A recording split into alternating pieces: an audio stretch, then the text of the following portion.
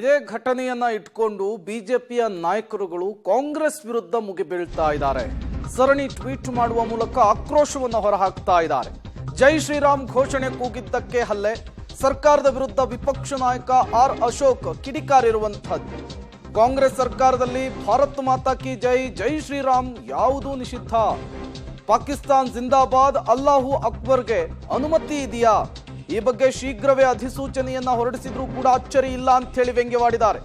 CM ಡಿಸಿಎಂಗೆ tag ಮಾಡಿ ವಿಪಕ್ಷ ನಾಯಕರು ಸಾಮಾಜಿಕ ಜಾಲತಾಣ ಎಕ್ಸ್ ನಲ್ಲಿ ಕುಟುಕುವಂತಹ ಕೆಲಸವನ್ನ ಮಾಡಿದ್ದಾರೆ. ನೀವು ಕೂಡ ಆರ್ ಅಶೋಕ್ ಅವರ ಸರಣಿ ಟ್ವೀಟ್ ಅನ್ನ ಗಮನಿಸ್ತಾ ಇದ್ದೀರಿ.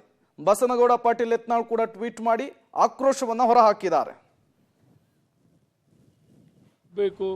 ಏನು ಘೋಷಣೆ ಆಗಬೇಕು, ಏನನ್ನು ಪೂಜಿಸಬೇಕು ಅನ್ನುವಂಥ ರೀತಿಯಲ್ಲಿ ಪ್ರಶ್ನೆ ಮಾಡುವಂಥ ಪರಿಸ್ಥಿತಿ ನಮ್ಮ ಸನಾತನ ನಾಡಿನಲ್ಲಿ ಬಂದಿರುವಂಥದ್ದು, ಭಾರತದಲ್ಲಿ ಬಂದಿರೋದು ನಿಜಕ್ಕೂ ದುಃಖಕರ.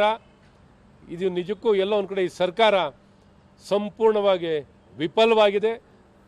ನಮ್ಮ ಬಹುಸಂಖ್ಯಾ ಜನರ ಭಾವನೆಯನ್ನು ಗೌರವಿಸೋಕ್ಕೂ ರಕ್ಷಣೆ ಕೊಡಲಿಕ್ಕೂ ವಿಫಲವಾಗಿರುವಂಥ ಸರ್ಕಾರ ಇದ್ದರೇನು ಬಿಟ್ಟರೇನು ಇಂಥ ಸರ್ಕಾರ ಅಸ್ತಿತ್ವದಲ್ಲೇ ಇರಬಾರ್ದು. ಕರ್ನಾಟಕದಲ್ಲಿ ಇಮಿಡಿಯೇಟ್ ಆಗಿ ಇಂಥ ಸರ್ಕಾರಗಳು ವಜಾ ಆಗಬೇಕು ಅನ್ನೋಂಥದ್ದು ನಮ್ಮೆಲ್ಲರ ಒತ್ತಾಯ. ಇದುವರೆಗೂ ಈ ಒಂದು ಪ್ರಕರಣದ ಬಗ್ಗೆ ಹೌದು, ಆಗಲೂ ಪಾಕಿಸ್ತಾನ ಜಿಂದಾಬಾದ್ ಅಂದರೆ ಹೋಗಿಲ್ಲ ಅಂತಂದರು.